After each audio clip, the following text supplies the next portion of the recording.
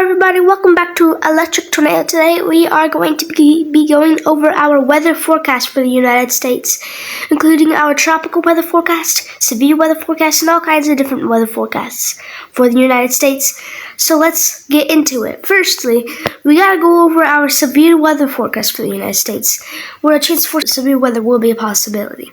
So we'll start with today, September 6th, 2025. As we do have a slight risk for severe weather over here for parts of southeastern Maine, southern New Hampshire, southern Vermont, parts of western Massachusetts, parts of western Connecticut, southern New York, including New York City, New Jersey, northern Delaware, and eastern Pennsylvania, where some scattered severe weather will be a possibility today.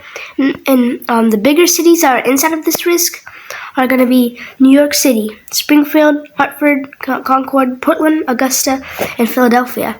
If you're inside of this slight risk, which is the yellow, you guys do have a potential to see an isolated tornado or two.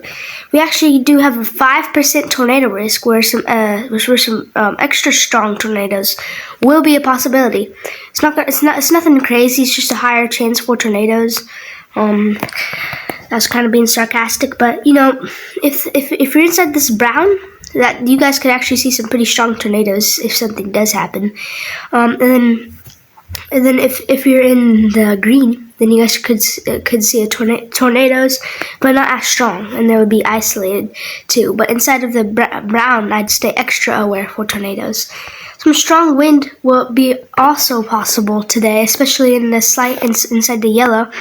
Winds up to 70 miles per hour, more commonly 60, but 70 miles per hour will be possible. And then some small hail will also be a possibility. And then we do get a marginal risk going around it, a level 1 out of 5 marginal risk going around the slight risk, which is the green, if you're inside the green, make sure to be aware.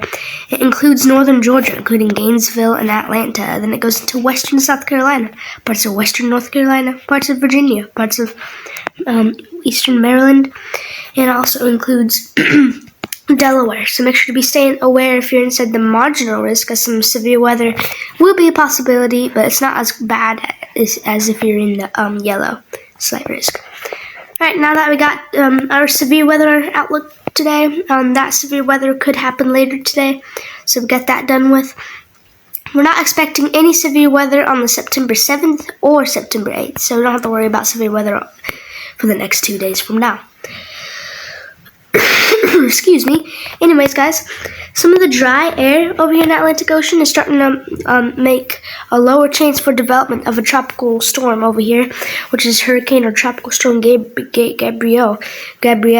And we don't expect any guidance of development over here anymore. It's still possible, but it's a lower chance now because of some of the drier air. Let's see what it says. The tropical Atlantic. A tropical wave over the central tropical Atlantic is producing a small area of disorganized showers and thunderstorms.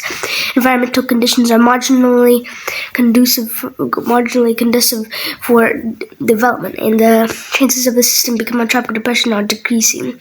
The wave is expected to move generally westward at 10 to 15 miles per hour, and will likely be near the Lesser Antilles by the middle part of the next week. Interest there should monitor its progress.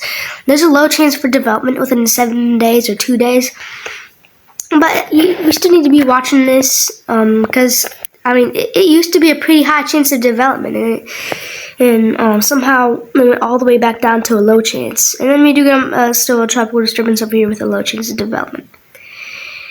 And then we do gotta talk about this hurricane over here. This is a little concerning. Let's get off of these spaghetti models real quick.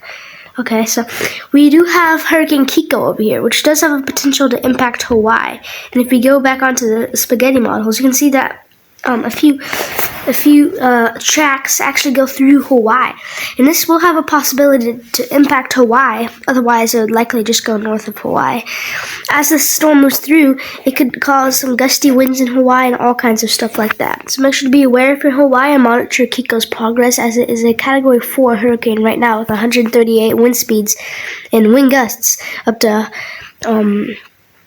138 too. I don't know. Anyways, just make sure to be aware in Hawaii for Kiko. It likely won't be as strong once it gets near Hawaii. It likely just be a tropical storm, but still possible to bring some impacts. Anyways, we're expecting a lot of rain over here for inside this kind of circle-looking thing.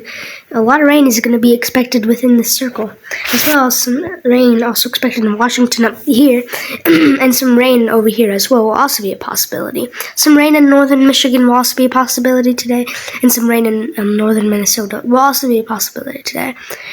It's starting to heat up in the Midwest again finally, but it's not going to heat up like really hot. It's going to stay a little bit, in the middle. So like in the 70s, maybe even 80s, lower chance for 80s, but hope you have a good day. A few gusty storms will be a possibility for northwestern Alabama today as these storms move east. So yeah, hope you have a good day. Make sure to stay weather aware, and yeah.